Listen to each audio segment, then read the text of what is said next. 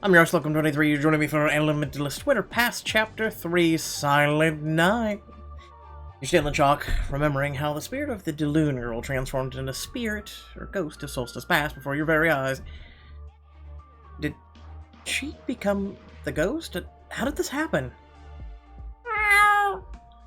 Peppermint leaps onto the desk and puts a paw on a thin old book there. That book must be what Peppermint was leading us to. Quick, open it. Your friends peer over your shoulder as you carefully handle the fragile binding. The name Isabella Deloon scrawled inside the cover. That's the child's handwriting. Isabella must be the Deloon girl's name. In that case, the diary may have a clue about what happened to her. Check her later entries, Ezekiel. You flip to the very last page with writing on it and read aloud. Dear diary, Mama says I have to stay in bed because I caught a cold playing with Kavya. But it's almost solstice. Kavya gave me a present, and I want to give her hers. The snow isn't falling hard. I can run there and back in no time, and Mama and Papa will never know. Oh. Mama and Papa will never know, huh? Sounds ominous. I don't think Isabella ever made it home. She would have written all about her solstice if she did. Does that mean she got stuck in the snow? The Deloon and Mystery chateaus aren't far apart. Well, she also was sick, probably had a fever or something. It adds up to the fact that she's weak to the cold. The storm was probably worse than she thought, and she was already sick. I don't understand why her parents would have left her here as a ghost, though. Maybe they didn't know the spirit was still here? The story Shrey and Nahal made it sound like the family left right after the haunting started. But if the haunting was really just their daughter passing away, maybe they left out of grief. They couldn't stand being here without her. That was decades ago, though. Why is she still here? Is she really trapped, or is she hoping her family will come back, or what? I think the only way we can figure this out and help her is if we find out exactly what happened when she went out into that storm. Peppermint, do you know what happened? Peppermint jumps into your arms and nudges the diary again, purrs rumbling through her body. Yeah, I think you're right. You turn your attention back to the diary on the table to draw it in. Suddenly the pages of the diary start flipping wildly, and darkness engulfs you. Now playing as Isabella Deloon. You sit up grumpily in bed, blankets piled around you and waddled up tissues all over the floor. You close your diary and set it on the pillow beside you. I don't want to stay in bed. I want to go give Kavya her present already. I'm not even that... Your sneeze shakes the bed, making the small glass orb beside you bounce around. You reach forward as gray smoke swirls beneath the glass. Your cat jumps onto the bed and touches her nose to the orb. You giggle in delight as the gentle plum of air swirls around you. Kavya gave this to me, Kitty. She said her mother makes them. It's real magic. Magic of my very own. As you turn the marble around in your hands, resolve settles within you. I don't care what Mom and Papa say, they're asleep, so I'm gonna give Kavya her present. I'll be back before they even know I left. A snowstorm howls outside. Cold bites at your face and slithers down your spine. You clutch Kavya's present tighter. Kitty runs around your legs, trying to push you back inside, but you step over her. I'll be fine. Kavya's house is right there. You stay inside and stay warm, Kitty. Duck your head and run out into the storm. It swallows you up, whiting out your surroundings. Your body grows colder as the wind buffets your face. Just a little further. But shouldn't I have found the chateau by now? Oh, maybe I could use magic marble Kavya gave me to help. I should clear path to the mystery chateau, fight wind with wind. Clear path. I just want to see where I'm going. Feel a small burst of energy. The storm in front of you stops for a moment, just long enough to see the mystery chateau looming facade. There it is, I can make it. But whatever power you harnessed escapes you, and the storm returns with a vengeance. tearing the marble out of your hands and blowing you off of your feet. No! With a furious howl, the storm wrenches Cavia's present out of your fingers. It glints in the snow just a few feet away, and you reach for it. Oh, I have to give Cavia her present. But no matter how far you stretch out your arm, you can't reach it. Cold overtakes you, and all you want to do is sleep. The library swims back into your view. You look around at your friends' stricken faces. She just wanted to give Mother her Solstice present, but instead she... You gently draw Shreya into your arms, rubbing her back as she sniffles quietly against your neck. You think Cavia knows that Isabella's still here? That she's been here for decades? Cavia would have seen her if she did, wouldn't she? She's probably been sad that people turned her friend's death into a spooky legend. Have a little girl forgotten and a menacing spirit imagined up in her place. How did such a terrible tale even begin? And she never even got to deliver her gift either. The poor girl. You have the present for Cavia. I have the locket she was going to give Cavia. It didn't get lost. We can still give it to her. I wish Mother had told me and Hale about Isabella. I understand that Isabella's death was tragic, but I'm sure there were plenty of happy memories too. I would have liked to have known about this part of my mother's childhood. And if Nahal and I would have known about Isabella, we would never have told that silly ghost story earlier. A piece of paper slips out of the diary and flutters to the floor. You pick it up and your eyes widen. Guys, this is a letter Cavia wrote to Isabella. I think she wrote it after Isabella died. Solstice won't be the same without you this year.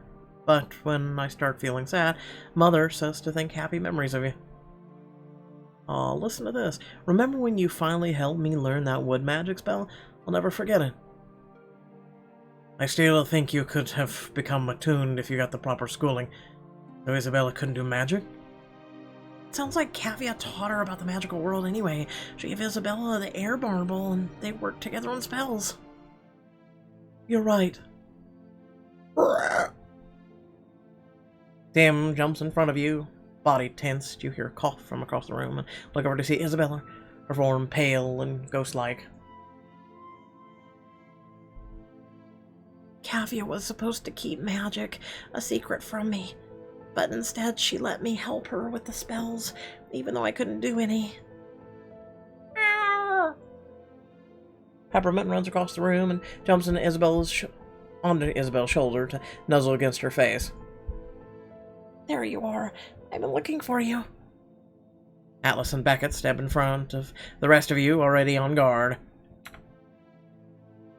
Hold on. You're not going to attack us again, are you? You've been making it very difficult to do this list you've assigned us. What really do you want? Wait a second, you two. We should at least let her explain herself. I'm sorry for attacking you. I get mad because everyone who comes to visit just leaves. Like it's so lonely. I thought you'd be the same as everyone else, but you're still here. You're all the way upstairs. We're going to finish your list, Isabella. I promise you that. Then the Locum's Locos promise is not given lightly. We're dedicated to helping you out. You really mean it? Absolutely. Want a pinky promise on it? Zeph extends his pinky, and Isabella tentatively links it with her own. She bursts into a grin. I'm so glad you're staying, and you know, Cavia, thinking about her makes me happy, and talking about her will make me even happier. Isabella, are you waiting for her? Isabella's smile drops, and Alice whispers in your ear. Wow, good job. You're gonna make a ghost kid cry. I keep waiting for her, but she never comes, even though she still visits next door every winter. I have so much I want to ask her, like what spell she's invented now, and if she's come up with a new wood one. Well, what is this wood spell you helped her with? I know we're all very curious. I can show you. I still have my earliest memories of Cavia. It's funnier to show you than just tell you. Let Isabella take you back into our memories to see firsthand how our friendship with Cavia began. Show us your memories, please.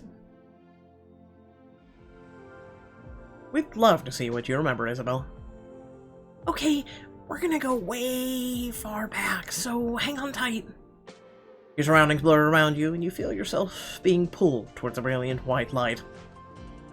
No, it's too early! Oh. Now playing as Isabella DeLune 40 years ago. You're walking across the grounds to Mystery Chateau, where your parents say a girl your age is visiting for the winter holidays, when you hear a voice. Why isn't it working?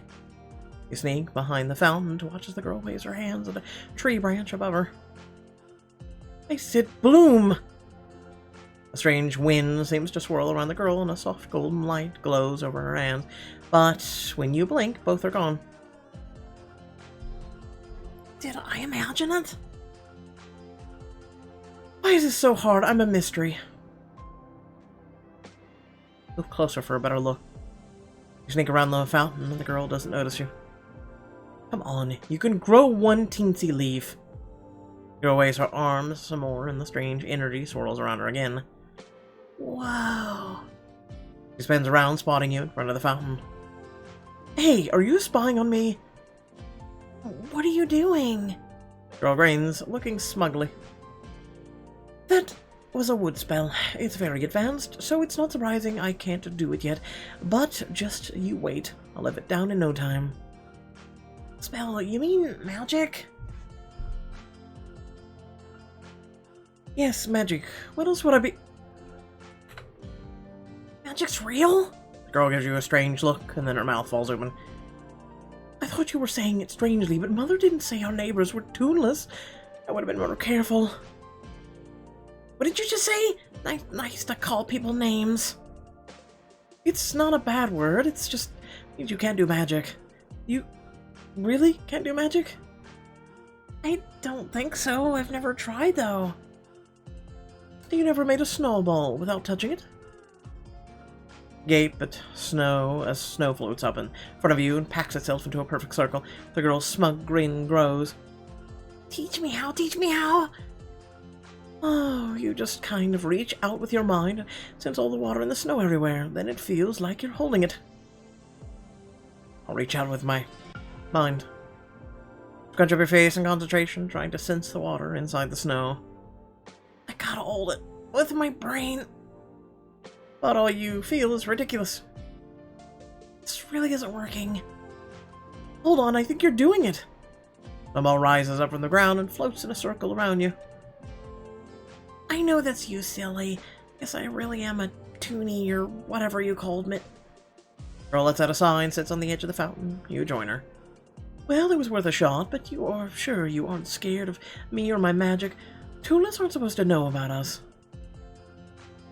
Not at all. Magic is real in my storybooks, and I always wanted to be real in real life. I promise I won't tell. Not even Mom and Papa. Well, then I promise to show you more spells. But first, you have to start pronouncing magic. Right. There's a K in it. Magique? Whatever. I'm Kavia Mystery, by the way. Want to be friends? I'm Isabella DeLune. It'd be nice having a friend next door. 1 year later, you run across the Mystery Chateau grounds, pulling Kavia behind you. Kitty bounds through the snow after you. Kavia, you said in your letters that you still can't do the wood magic to make trees bloom during the winter, but I think I figured out how. You did, but you said you still can't do magic. To get to a stop beneath a barren tree, Kavia crosses her arms and glowers at it. I already tried on this one yesterday. I can't do wood magic. Hear me out. I know this will help. You should try giving it some warmth. I learned about deciduous trees in my science class. They lose leaves when it's cold and grow them back when it's warm again. So these trees need warmer weather. I can do that. I'll give them a little bit of heat. A flame floats in her palm. She carefully brings it close to the tree, which leans towards the heat. It's ready. Now do your one magic. Okay, tree, please bloom for me. Tree shivers and that brilliant golden flower unfurls on its branch. It's beautiful. Kitty lets out a happy yowl, climbing the tree to sniff the flower. Gavia throws her arms around you with a squeal. It worked, Isabella. You're a genius. None of my magic books even were able to help me do that. It's my early solstice present to you. To repay me, you have to show me a spell you invented that makes your pin whistle. As the sound of their laughter fades away, you feel yourself being pulled back to the present. Now playing Ezekiel. Thank you for showing us all that, Isabella. You and Gavia really were good friends, weren't you? She was my best friend ever. The people who come into this house don't usually want to hear about her. I'm happy you did. But you still don't want to leave, do you? Isabella, Gavia Mystery is my mother. If you let us out of your house, we can go get her. I know she'll be happy to see you. You're just gonna run away and never come back? I knew you were lying. No one ever stays to celebrate Solstice with me. I promise that that's not what we're going to do. We'll all come back, and we'll bring my mother... I don't believe you. They always pretend to be nice to me and trick me into letting them leave. Uh-oh. Peppermint lets out a plaintive meow in the shadows that had started to swirl around Isabella's paws. Huh? They let you be their friend, and they named you Peppermint? You're saying they're nice people who want to help me? I do want to celebrate Solstice with them, but what if they don't want to celebrate with me? Ghost Cat and Ghost Girl, we can hear you talking and meowing about us. Isabella looks at you. Kitty, Peppermint says to trust you, so I'll tell you what you have to do, but this is your last chance. Make sure you're nice to my toys, okay? That way there will be presents under the Solstice tree. As Isabella's ghost fades, a dark shape flies out of the corner of the room and floats before you. Creepy doll. Looks like a gingerbread. Wait, I'm sorry, you're upset by a doll? Oh, hell no, I'm out. Suddenly you're blinded by a flash of light. The doll transforms you before your eyes, turning life-size. She claps her hands together, her voice squeaky and eerily excited. Oh, boy. Thank you for waking me up. I always wanted to walk around on my own, but you made Isabella sad, and now we have to cheer her up. What the? How'd you get so big? Fascinating. Though Isabella wasn't attuned, it seems her becoming a ghost imbued this entire house with magical energy. Oh my, you're handsome. Can I have a hug? Ignoring you, the doll runs straight at Beckett and tries to duck out of the way, but she grabs a hold of his blazer. Ah, little assistance, please. Leave us alone, you obnoxious. Aster grabs Alice's arm before he can blast the doll with his fireball. Alice, wait! She said Isabella's doll.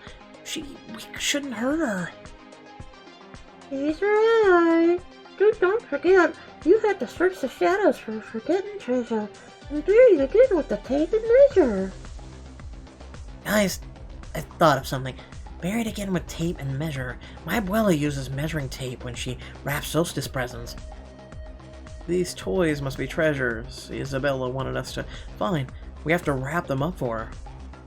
It's all fine and good. Now will someone get this doll off of me? Bind the doll's hands. You can't hug Beckett if your hands are tied.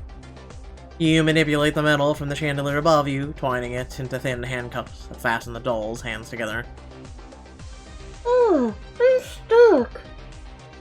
stuck. Tim closes his jaw around the hem of her dress and pulls her away from Beckett. She immediately poofs back into her toy form. Thanks for the help, buddy. Look out, another toy at 6 o'clock. Been around just in time to see a cartoon dragon soaring towards you. Ugh. God. I'm back! I missed you so much! Oh god, not this guy again. The dragon wraps its arms around your waist and spins you in a circle, giggling in your ear. Isabella wants to have Solstice with you. That means you have to stay a little longer, okay? Don't make her cry. Get off of me. Mesmerize it with fire. Hey, take a look at this. Conjure a dragon of flame and send it twisting, breathtaking around the room. The cartoon dragon lets you go, so it watches it completely enchanted. Whoa! I want to be like that! Oh, you've left yourself wide open. You leap and grab the cartoon dragon out of the air, and with a poof, it turns back into a toy. That's another one down. Ah, these things are getting creepier by the second! You and your friends find yourself surrounded by mutated toys, a chorus of voices growing louder and louder. Bro, why don't you want to stay for Solstice? No, Isabella feelings. We have to play nice. Play nice with us, but you can't catch us all. The gaudy alien creature's right, there's too many of them. We need a companion spell for this. If we combine our air magic, we can immobilize them all at once. I know the perfect spell. Learn the immobilizing spell to perform companion magic with your friends and catch all the toys. Otherwise, you won't be able to collect them all. Pokemon! So, you want to be a master of Pokemon? Do you want to... Alice, make it quick. We're drowning in toys here. Everyone get in a circle and combine your air magic with the people beside you. Think of it like weaving a huge net. Understood. Ezekiel, twine your magic through mine. Reveal Beckett's air magic, reaching out towards you, and extend your own to meet it. Got it. Zeph, link up with me. You send your magic towards Zeph, and one by one, feel the rest of your friends complete the circle. Link strong. Aster, you're up. I feel your magic. Shreya here. We're good on my end, too. You're up, Griffin. All systems go. Here, Alice, I'm sending it your way. Got it. Now let's immobilize these toys. With the spirit bomb! You feel the circle complete with a rush of air magic. With a whoosh, you send your section of the net out over the nearest toys, immobilizing them. Okay, guys. Quickly, use your Pokeball! The bear, the alien, the bunny. I'm gonna go with the bear. It looks depressed. How about a nice cozy nap, Mr. Bear? Gently wrap the bear up in the floorboards and the bundle sinks softly to the floor. Oh, you're cheering! Isabella, thank you, friend! Your turn, bunny. You solidify part of the spell into an air lasso, loop it around the bunny, and pull it in. Hurry! Hurry! You caught me! You did it! Oh god, this thing. I have traumatized memories of that book. Time to turn back into a toy, okay? You cast a magnetic force that draws in the alien, who squeaks joyfully. Is this me you're staying for the Solstice? The toys in the room poof back into plush animals. Tim plucks one up and tosses it around happily. Examine some of the nearest plush animals. I'm gonna go with the pink thing. That's what she said. You scoop it up and give it a hug. I'm definitely liking these toys better than when they're not enchanted. And look, we collected all of them for Isabella. Come on, let's bring them downstairs. I've had enough of this room for a lifetime. You heft up the armful of toys and head out the library. Where should we put them? It doesn't feel right to just leave them on the stairs. We should wrap them up, at least. I've read that it's an act of unwrapping gifts that humans like the most about the holidays. No. No, that's false, Aster. See, the humans are complicated people. They like Black Friday sales, okay? Okay. I don't have a tape measure, but my abuela taught me a gift wrapping spell that works great in a pinch. Especially on this 77-inch television I got at Best Buy for $1,200. Shut up! He takes out some crumpled paper from his pocket and magics it in a green wrapping paper and red ribbon. Look at that wrapping job! But wait, there's more! Act now and get this free Kenmore toaster. Those are some crisp creases, Zeph. This place is looking more festive already. As soon as she says it, the list flutters out of your pocket once again. Task 3. Will you please get me a solstice tree? Oh, God, sweet Jesus. Olivia, get in here with your f***ing tree. How can we say no to that? She really does just want us to bring Solstice together for her. You all jump as the front door creaks open, moonlight spills inside. No way, the door's unlocked, it's open. You know what that means? Freedom! Freedom!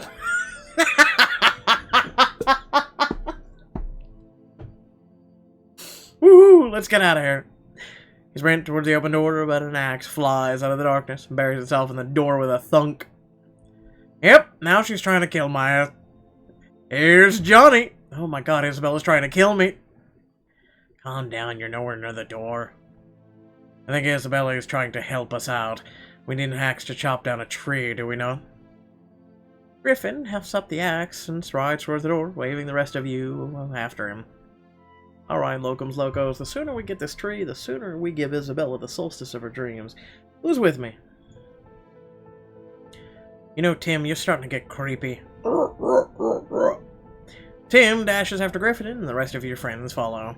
You bend down to pet Peppermint's back as she twines through your legs in the doorway. Don't worry, we'll be quick, and we'll come back, we promise. You trek out into the snow, bracing yourself against the chill. Tim sticks close to you, his eyelids drooping sleepily. I know, buddy. It's cold, but this isn't the time to hibernate. The heating spell should help wake you up. I know Isabella doesn't want us to leave, but what's to stop us from walking right to the mystery shack? Oof. Zaf bounces off the thin air and claps his hands over his nose.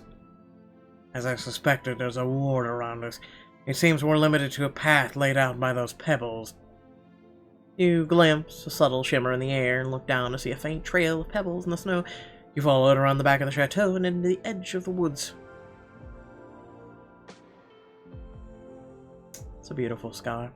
You find yourself in a ring of snow-cloaked trees, your breath puffing up white before you. All is still and silent. Wow, it's gorgeous. Sometimes you get so busy with your daily life and forget to take a break and appreciate the world around you. It is very much true. And sometimes you're stuck in a haunted house and are too busy running away from ghosts and enchanted toys. Oh, Atlas, come on, be a little more cheery. I saw a lot of sky when I was on the run from Rafe. He looks around at the rest of your friends before crossing his arms and staring back up at the sky. But I guess it does look more special when you're seeing with people you care about. Aw, double trouble. Ease up on the bushiness, I'm all out of tissues. Before we start chopping down trees, I'd like to thank it and make sure it doesn't feel any pain. Turns to a mighty fir tree and reaches out to skim her fingers along its branches. You're going to help make a little girl's holiday complete. All grateful. She nods at Griffin and she steps up to the tree. He buries the axe head into the trunk with a heavy thud. This reminds me of when I was a kid. Dad would take us to pick a tree and then he'd chop it down. We'd bring it home to decorate. We mysteries reuse the same crystal tree every year. And my mother does update her special eggnog recipe with every solstice. I've issued her a challenge this year. If I can beat her recipe, she'll publicize my holiday spa line at her next business conference. Family competition's part of the spirit of the season at Hernandez Housewood 2. We hold snow art making contests using water magic.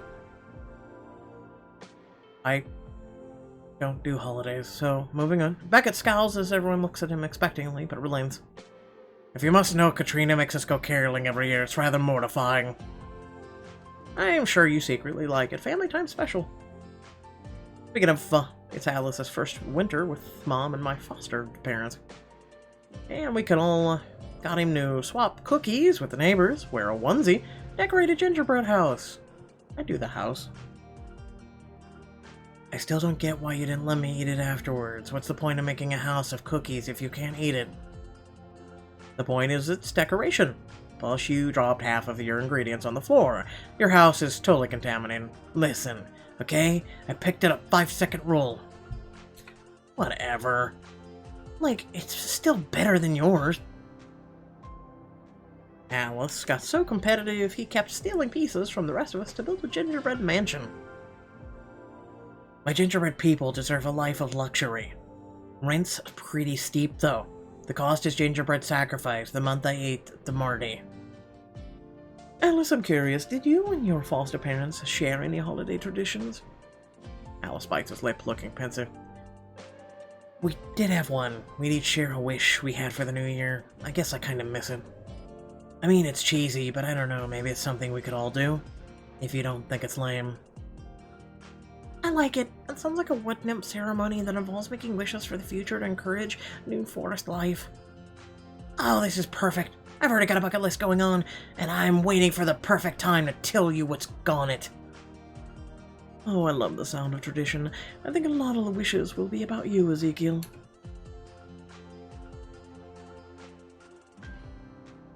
Share your New Year's wishes with your friends, and a special someone with a heartwarming moment that's perfect for the holiday season. Fine.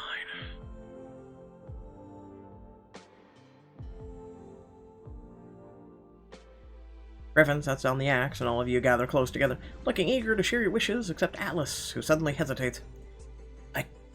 Call not first. I gotta think about mine. I'm gonna get it right. Well, I'll go first then. Put your hands together for my brand new bucket list. Didn't you just say you had one? Alright, whatever.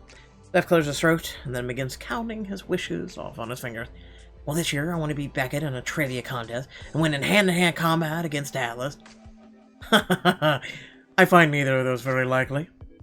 Oh, you're gonna eat your words. Next, I want to get a makeover from Shreya.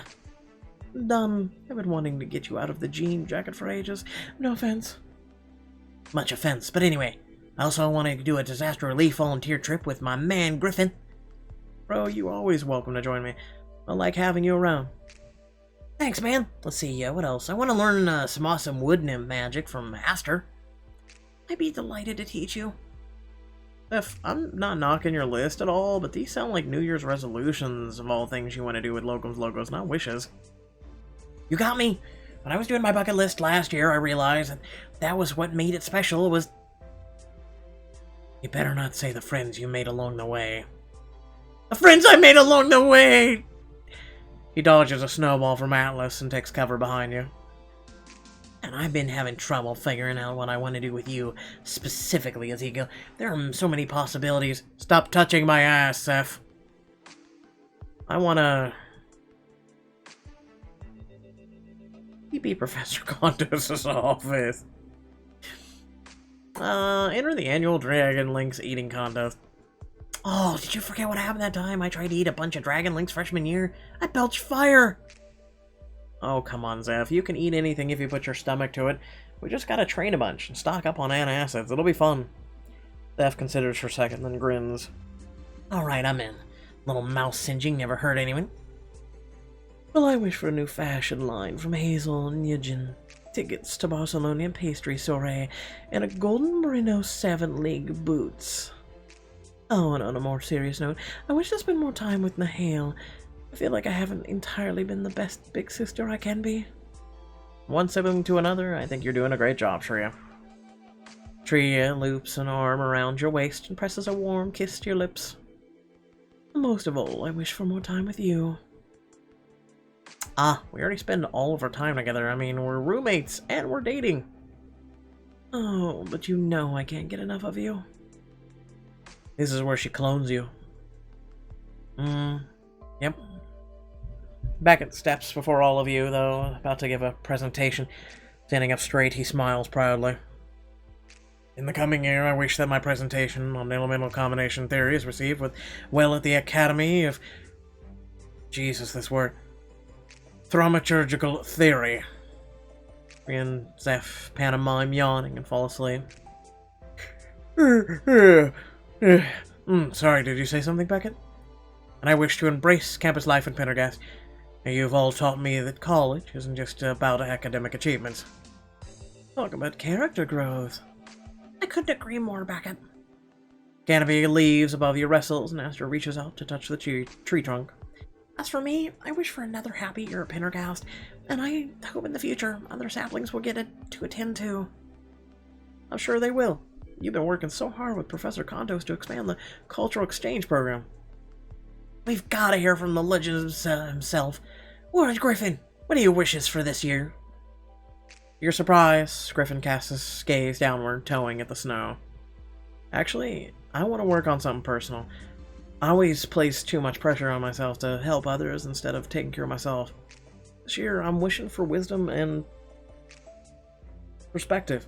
I need to engage in self-care and be present for the people I love. Dang, good job being the most mature one of the bunch by a long shot. I believe my wishes were both quite mature, but I must commend you, Griffin. That's not an easy thing to acknowledge about yourself. Everyone turns to you and Atlas with expectant looks. You realize Atlas hasn't spoken for a while, but when you turn towards him, he holds up his hands. Go, Ezekiel. I'm still thinking. Okay, I wish for me personally,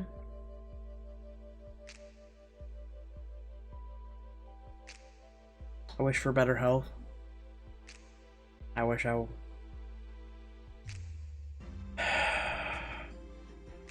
wasn't in the health I'm in. Especially when there's a ticking time clock on you. But, for something that at least is more realistic, I wish our channel would hit 20,000 subscribers. I doubt that will ever happen, but it would have been nice. Oh well. Okay, I wish for everyone's wishes to come true. Well, that fulfills the requirements of a wish. Are you certain you don't have a wish to something for yourself? Nah, I'm good. Locums are everything to me. I want you all to be happy. That's what makes me happy. Your friends grin at you and Tria dramatically swipes at her eyes. Ugh, I think I'm gonna cry. That's so sweet. And here I was prattling off my shopping list. It was a good shopping list, that's why I'm wishing you get everything on it. And you glance over at Atlas, he bows his head. I wish for more moments like this with you guys. And I wish that my foster parents could see me now. Tim gives Atlas a gentle headbutt, and he takes a deep breath and continues on. I'm finally safe, happy, I'm with my brother and my friends. My life has never been better, but I just wish... Stomps his foot, turning his face away from everyone. I'm sorry, just being a downer. I thought I could get through this without getting all weepy and crab. You're sappy, but it's fine. Alice, your wish already came true. We're gonna have a million more moments like this. With all of our friends, we'll always be here for you. I'll always be here for you. I know. That's why I want to be able to tell you guys how much you mean to me, because I know you have my back and everything. You're telling us right now. It might just be a Solstice miracle. Pull Atlas into a tight hug, and he stiffens for a moment before relaxing into it. And I'm sure whatever or wherever they are, Ingrid and Gregor know that you're safe and happy. No matter what, they'll always be with you too. Did you get any more mushy? Alice gives you a tentative smile. But thanks, bro. Anytime, bro. Aw, Griffin, as a resident hug expert, do you think this calls for a group hug? Yeah, I do. Absolutely. If you hug me, I will turn you into guacamole. Your friend mobs you and Atlas, trapping the two of you in a warm hug that fills your heart. Thanks, you guys. You really are the best friends I've ever had. And I'm not just saying that because you're the only friends I've ever had. The copse of trees start swaying peacefully around you as though dancing. What's happening, Aster? Did you do some sort of wood magic? No, I believe our New Year's wishes have tapped into the nature well of wood magic in this grove. It must be making these little beauties appear. Tree motions towards the ring of flowers pushing up through the snow around you. Those are snow lilies. Or you can call them winter's hope, whatever. Winter's hope. They react to the presence of hope and yearning commingled with the nature magic. You touch the rough bark of the tree before you and feel a tingle of wood magic. I think it's time to say goodbye to this tree. I'll make this quick. Griffin steps up and swings his axe. Within moments, the tree has fallen. Timber! As your friends start to head back with the tree, Shreya lingers beside you. A moment of your time, darling, while the others are busy running around. Anything for Shreya? Laughing, she tugs you close until you can feel her body heat radiating through you. I didn't get to finish my wish list earlier. There is just so much that I want. It's because you're needy. Do they involve me? Obviously. You should see the list of dates I plan to take you on next year. Let me guess. Fashion Week in Paris, summer in Milan, countless upscale cafes and spa retreats.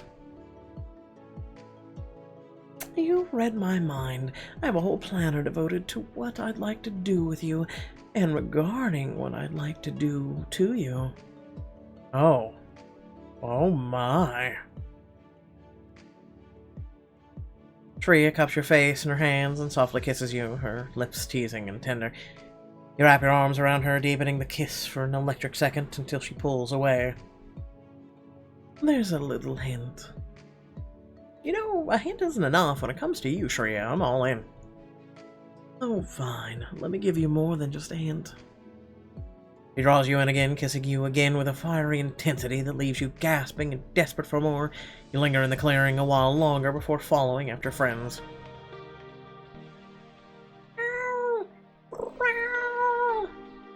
Peppermint welcomes you back excitedly, making sure to rub against each of you as you enter the foyer. You give her a chin scratch. I told you we'd come back, didn't I? As the tree is propped up beside the stairs, you look around the foyer, but it still feels empty. This place could definitely use some more work. A tree and some gift boxes don't make it Solstice. No, but look what I found under the stairs! Theft drags out 2 heavy boxes stuffed with Solstice decoration. Tree lets out a gasp, but immediately starts digging through it. Everything we need is in here. Wreaths, ribbons, poinsettias. Look sharp, logos. We're giving Chateau de Luna makeover. She claps her hands together, and you all get to work, filling the foyer with light and life. Aster and Shreya head upstairs. These garlands look so pretty strung around the banisters. Better yet when we get rid of all these cobwebs. Griffin levitates candy canes up into the tree. Atlas, stop eating them and give me a hand with the other side. It's the middle of the night. I need sugar rush to get my energy back. Steph and Beckett squabble over the best way to arrange presents beneath the tree. It's best to place the largest ones on the bottom and stack up from there. No way, Big B. You gotta color code them, duh. I disagree with that. You look around at your friends, deciding how to help out. Ribbon of the banister. We're out to arrange presents. Candy canes. I'm doing present. You still between Beckett and Zeph. So you guys don't seem to be making any progress. Ah, Ezekiel, perfect. Perhaps we can settle our disagreement. Would you say presents are best organized by size, hierarchy, or by color? I guess I've never thought about it. I just usually stick them down in the order I see them. With a wave of your hand, you pluck a box out of each of their hands and set them in front of the tree. Then use your magic to shove the rest in front. Yeah, no rules are the best rules. I can't watch. When you're done, you all step back to admire your handiwork. I'd say it's almost there. All we need now is a little light. With the snap of your fingers, the candles and the chandelier all light up with a warm glow that fills the foyer. Yeah, somehow the, banisters clean, cobwebs are gone. Yeah. Magic. It's one hell of a drug. Peppermint cracks her eyes open from where she's curled up at the bottom of the banister. She gives you a approving purr. Beautiful. Tria loops her arm through yours and kisses your cheek. A work of art, just like you. Oh, wow. It's so pretty. Isabella appears running up to the tree with a smile spreading across her face. And runs after, and she laughs as he settles in front of the tree to gaze up at it with her. I can't believe it. Your friends made it like Solstice. My house hasn't looked this happy in forever. It's all for you, Isabella. We promised we'd stay and finish your list, didn't we? Isabella turns around, a silvery blush rising to her cheeks. She scuffs her shoe shyly. I'm sorry, I didn't think you would. You really are nice people. Oh, shucks. I love when people notice it. Isabella looks at you, a grin splitting across her face once more. You did magic to light the chandelier just now. I love seeing magic. Can you show me something else? Of course. How about some cool, sparkly moon magic? You ready? This is going to be something like you've seen before. Inversion is what this is called. The flourish of your hand, moonlight shines through the windows, turning everything frosty shades of silver and blue. Isabella gasps in wonder. Wow, I feel like I'm in a fantasy land. No. As your spell fades, Shreya kneels down in front of Isabella. Happy Solstice, Isabella. Now you finally get to celebrate it again. Yeah, I can't accept. Isabella's smile starts to fade and shadows gather around her. Except you look like Kava, and I don't feel alone anymore. But Solstice isn't the same without her. Shadows darken, with two mournful eyes glowing in the middle. The ghost of Solstice passes, lets out a spine-tickling wail. I want Kava. Isabella, please, wait just a little. But she's cut off by a bang. The front door flies inward with a burst of metal magic. Shreya, I got your message. Where's Isabella? She's here, Mother. Shreya spins to face the ghost, whose eyes turn red within blazing shadows. Isabella, look, it's Kavia. She's come for you. No, you're lying. She doesn't look the same. I want the real Kavia. Isabella, it's her. She just grew up. But it's too late. The ghost of Solstice Past flies towards Kava, howling with rage. I want Kavia. Oh, I'm here. I thought it was going to be over. It was all going to be happiness. Oh, there's another chapter. Oh, you could have just made a book about this crap. Seriously. Like, it's depressing. Like, I'm serious. You could have just literally made, like, Scooby and the gang. You know, going around, doing stuff, holiday crap. You know, kind of like the freshmen. But no, Pixelberry just had to go and f it up. Oh, without any further ado, thank you all for watching. Please remember to like, share, and subscribe. Head down the description below, links to social media, Discord, and if you'd like to support me and my content. Hey, guess what? I'm doing a gaming headset giveaway. That's right, you should check out my Twitter. There is a post there. Make sure to like it, retweet it, and follow my Twitter. Though that way, if you are living in the United States, it makes you eligible. And yeah. Anyway. Without further ado, thank you all for watching. You're incredibly awesome, and I will catch you all on the next video. Peace!